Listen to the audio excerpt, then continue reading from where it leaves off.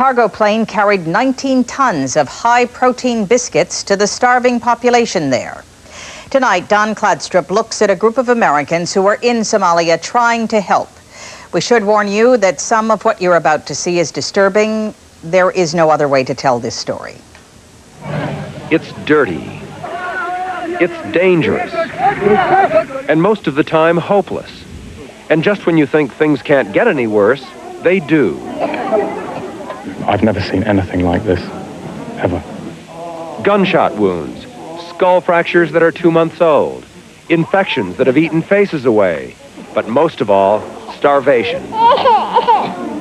We see people dying all around us, and yet the actual international attention to Somalia has been very little. What attention it has received has come mainly from small private organizations like the International Medical Corps, a group of volunteer doctors and nurses whose tenacious commitment survives, despite appalling work conditions. There are no anesthesia machines, as they were all looted last year, and none have been replaced. There are no drugs to speak of. That's because they were stolen too, and sold on the street.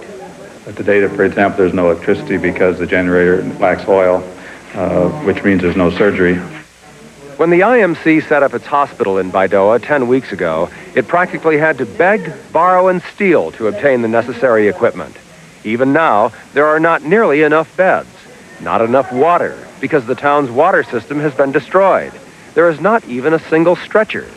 When I see something that I think is the worst I've ever seen, then I turn around and there's something worse again. Sometimes I feel the only thing that I can really give them is just a touch or a smile, but their needs are far deeper than that. And yet, kindness and compassion can make a difference. Recently, a group of starving patients gave the Americans a gift, a token of their appreciation. It was a goat.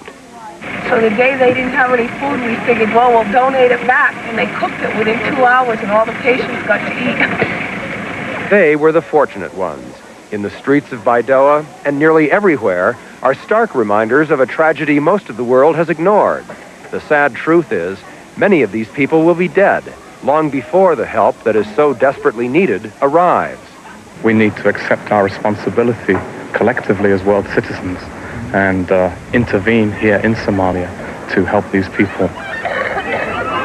Don Kladstrup, ABC News, in Somalia. And we'll be back in a moment. Radio Shack, America's #1 electronics store. Great selection of calculators. Any kind you can think of. Oh, yeah? One that talks? Listen. 1, 2, 3. Okay, scientific calculators. Sure. Here's one with 23 built-in formulas on sale for $18.88. With over 6,600 locations, Radio Shack is America's #1 calculator store. Look up phone numbers? How many?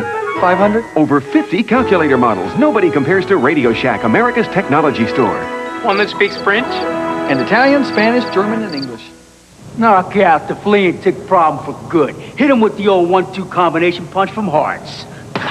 Get rid of them with the Hearts 2-in-1 Rid Flea Shampoo. Those tough bubbles knock out fleas and ticks while leaving Rocky looking and smelling like a champ. Follow through with the Hearts 2-in-1 Collar. It stops fleas and ticks dead for up to 5 months, even if it gets wet. Hearts 2-in-1 Rid Flea Shampoo and a Hearts 2-in-1 Collar. That's the Hearts 1-2 punch. It's murder on fleas and ticks. Hearts, everything good for your pet. Nice try, Ginny. What's wrong? Oh, you have arthritis? Me too. It's hard to grip your racket, isn't it? Here, my doctor told me about this, Motrin IB. It's the same medicine as in prescription Motrin in non-prescription strength. It's great for minor arthritis pain. And one Motrin IB works as well as 2 regular aspirin. Try it. You'll have the Advantage Next set. Motrin IB, the relief of Motrin in non-prescription strength. So you just got a cash advance, did you? Too bad you used an ordinary credit card. Because you could be carrying some very heavy interest charges. Why not carry the Discover card? Just pay your full monthly balance and a small transaction fee, and we'll forget the interest. Which means our money comes with no strings attached. It pays to Discover. Now let's go to Ray Gandolf in New York for some big doings in golf and a look at one of that sport's fastest rising stars. Good evening, Ray. Thank you, Carole. The men and the women are playing their last major golf tournaments of the year. And at the PGA in St. Louis, journeyman Gene Sowers, with just 2 wins in 9 years on the tour, but with an eagle putt here on 17, has a 2-stroke lead after 3 rounds. After 3 rounds of the De Maurier Classic in Winnipeg, Sherry Steinhauer, sparkling as a Manitoba sunrise, has a 1-stroke lead over Judy Dickinson. None of the golfers you are about to see, 5 veterans and 1 young Turk, is in contention in the Canadian tournament, but as Dick Schaap reports, they have won plenty before and they will win again. They are the reigning queens of women's golf. Pat Bradley, Beth Daniel, Betsy King, Nancy Lopez, Patty Sheehan. They have dominated the game for more than a decade. Yeah, there it is. Have won more than 150 tournaments among them. Bradley wins the richest purse in... They are the 5 leading money winners in the history of women's golf. Now they are all 35 or older, and while their skills are still considerable, there are pretenders to their throne. Oh, yes. Meg Mallon, $30,000. Heirs apparent, respectful of their elders, but clearly not awed by them. They definitely come out here with a lot of spunk, and they're not really afraid of anything. When you do win out here, you truly feel like you've beaten a lot of great players. One of the rising stars, the only 3-time winner in 1992, is 26-year-old Danielle Amakapani, who impresses her playing partners in the tour's weekly pro-ams. And impresses her elders. She has a lot of heart and a lot of determination, and she certainly likes to beat everybody else out here. Amakapani is not an especially long hitter, but she is especially straight. Not bad, huh? Great shot. Thanks. That gets 5. That gets 5, thanks. How did that not go in? Her short game is remarkable, and so is her putting. When she's hot, she's hot. There isn't anything you can really do wrong. You don't see anything else but where you want that ball to go, and you just and you hit it there. It really is a great feeling. If Danielle has any problem, it's getting people to pronounce her name correctly. Amakaponi, Amakapane, Amakapone. It could go on and on. There's a million. If she keeps playing well, it'll be as easy to say Amakapani as Bradley, King, Daniel, Lopez, or Sheehan. Dick Schaap, ABC News. Daniela Makapane, what's so hard about that? Carole? Kind of hard, Ray. Thank you. When we come back, the Japanese city of Kyoto says sayonara to its ancient integrity. Hey, there's a really big Dollar Day sale going on right now at Ace. Yep, $1 buys any one of these Ace Best Buys. Over 2 dozen for just $1 a piece. Look for Ace really big Dollar Day circulars and come in today. Hey, Ace is the place. Doctor. Is it right for me? Habitrol. It's a patch.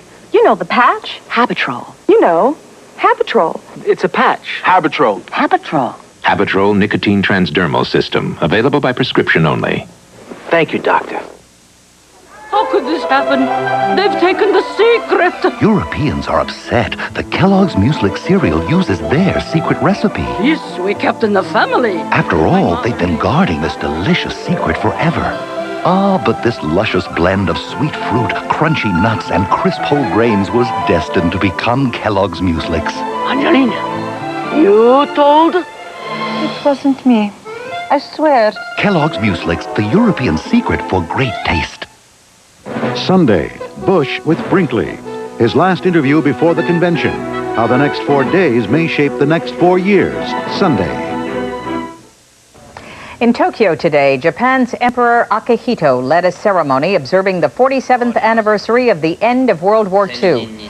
As war survivors watched, the emperor read a prayer for peace, followed by a moment of silence for the more than 3 million Japanese who died during the war. Japan is a country still divided over how to deal with its militarily aggressive past.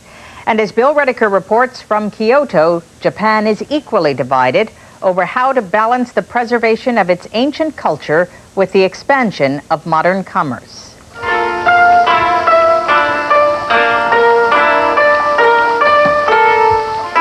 The ancient capital of Japan, Kyoto, the birthplace of much of this nation's artistic traditions and religion. So respected that even American bombers at the height of World War II spared the 1,200-year-old city. But now? Now, in the peacetime, Japanese themselves destroying that city. Kyoto's skyline is the issue. For years, the government restricted the height of buildings to 150 feet, so they would be no taller than one of Kyoto's famous pagodas. Now, that's changing. The new Kyoto Hotel will rise 200 feet, a modern high-rise in the middle of a low-rise city. We will be building a hotel 16 stories tall, a building that will give Kyoto the image of a new kind of city. And that's the problem, new versus old. Plans to replace the aging Kyoto Railroad Station with a huge glass and steel structure have pitted a pro-business government against those who want to preserve the past. Many residents here say it is not only their city's skyline that is at stake, but also its soul, its traditions, its way of life, the very attractions that have made Kyoto so popular and so profitable. 40 million tourists visit Kyoto every year, and they spend nearly $18.5 billion. That's $1 billion. And while that's good for merchants, shop clerk Naao Matsumura is worried that Kyoto is becoming ugly and the tourists may not return. Buddhist priest Dayan Matsumoto says it's only a matter of time before high-rises are everywhere. His temple spent $7 million to buy this property in order to block construction of a 10-story apartment house. Japanese businessmen are just doing things for their own selfish gain, and this is very disappointing, he says. I feel very ashamed. So Kyoto, which has survived both time and war, is once again challenged. Progress versus preservation. Bill Redeker, ABC News, Kyoto. And that's World News Saturday. I'm Carole Simpson. Good night.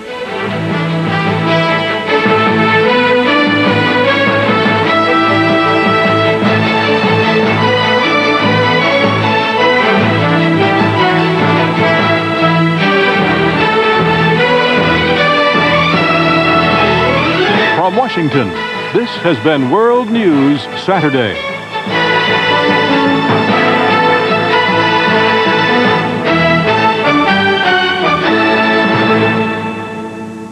This has been a presentation of ABC News. More Americans get their news from ABC News than from any other source.